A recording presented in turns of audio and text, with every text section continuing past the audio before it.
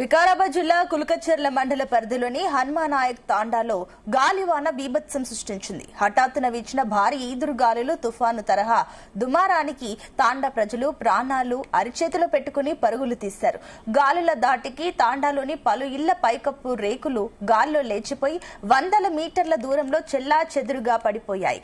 గాలివాన ఉధృతికి ఇళ్ల compound wall గోడలతో పాటుగా బాత్రూం గోడలు కూడా కుప్పకూలిపోయాయి. ఈదురు గాలుల దెబ్బకు తాండాలో వృక్షాలు సైతం విరిగిపడ్డాయి. పలుచోట్ల విద్యుత్ స్తంభాలు విరిగిపోవడమే కాకుండా ఏకంగా భారీ ట్రాన్స్ఫార్మర్ నేలకూలింది. దీంతో తాండాకు విద్యుత్ సరఫరా పూర్తిగా నిలిచిపోయింది.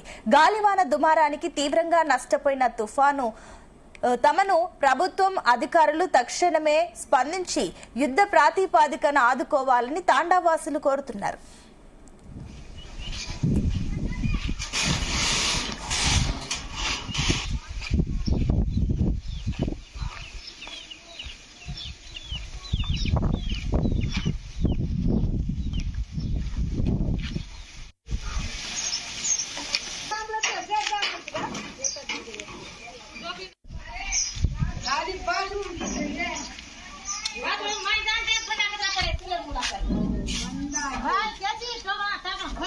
પડે છે